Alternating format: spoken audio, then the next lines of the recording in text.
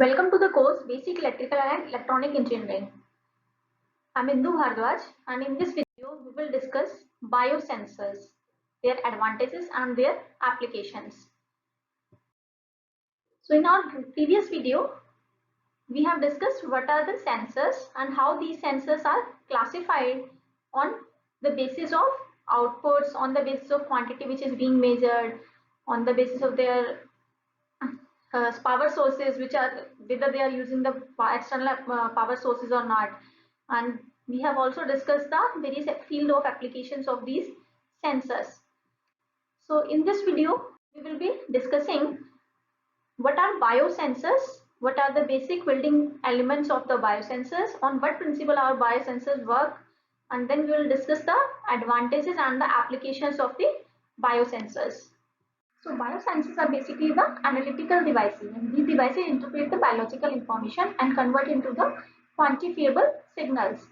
So sensor is you can say the biosensors are just the biological uh, devices that integrate your biological element with physiochemical transducer to produce an electronic signal which is proportional to the signal analytic. Analytic is the component which needs to be measured. So this signal is then conveyed to the detector. So these biosensors were first invented by C. Clark. So biosensors basically have two distinct components. One is the biological component, which can be your enzyme, it can be your antibodies, the other cell receptors, and second component is the physical component. And this physical component involves transducer, amplifiers, displays, your sensing devices. So these two combines together to form a biosensor. So these two elements are combined uh, using the different number of methods like your covalent bonding, matrix entrapment, your physical absorption, your membrane entrapment. So using these processes, these two elements are combined. So working principle of biosensor is basically we have the two components. So these two components basically include your biorecognition elements, biotransducers, and the electronic system, which are composed of your display, processor, and the amplifier. So biorecognition elements, these are basically the bioreceptors, which allows the interaction with the specific analytic, and the transducer measures this interaction and produces the output signal, and this intensity of this output signal is proportional to the concentration of the analytic, and the signal is then amplified and processed with the help of the electronic system. So we will understand the principle of the biosensors with the help of this. We have a biological element and we have a biological material and we have an analytic. So these both are bound together to form a bound analytic which produces a biological response, which is then converted into the electronic response, and this electronic response is then measured. So we have different types of biosensors like your electrochemical biosensors, thermometric biosensors, optical biosensors, resonant biosensors, and the ion selective biosensors. So we will discuss these biosensors one by one. So first one is our electrochemical biosensors. So these biosensors are the sensors that transform biological information. Which biological information? Like your analytic concentrations. And in what thing is converted? We convert it into your analytical useful signals, like in terms of your current and the voltage. So it works on the principle that these sensors involve the generation of ions by various chemical events, and uh, these ions changes the electrical properties of the analytic solutions. The concentration of this analytic is then measured with respect to the change. We can classify the electrochemical biosensors as amperometric sensors, potentiometric sensors, and the conductometric sensors. So we will discuss them. First one is our amperometric sensors. These biosensors are based on the movement of electrons as a result of enzymes catalyzed or the redox reactions. Normally constant voltage passes between the electrodes, which can be determined. So in an enzymatic reaction that occurs, a substrate or a project transfers electrons to the electrode surface, which is to be oxidized or reduced. So this results in an altered current flow that can be measured. So magnitude of the current is directly proportional to the substrate concentration. So one example of this is your glucose strips. So these glucose strips are widely used throughout the world by the diabetic patients. Next one is the potentiometric sensors. These potentiometric sensors, in these uh, in this, the charges in ionic concentration is measured using ion selective electrodes. pH electrode is most commonly used, the ion selective electrodes, and these type of potentiometric sensors are basically used for measuring blood heparin concentration and during your open heart surgery. So these are commonly used sensors in our day-to-day life.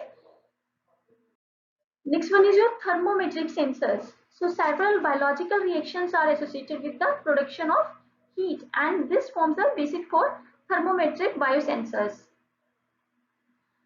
These sensors are commonly known as your calorimetric sensors, or you can say your thermal sensors.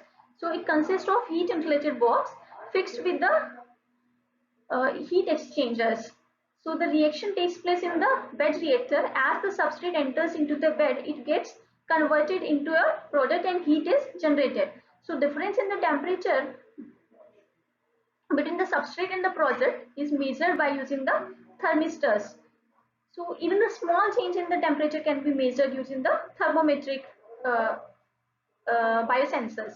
So one example application of this is that it is used for measuring the serum cholesterol. Next one is our optical sensors. So optical sensors are basically the devices that utilize the principle of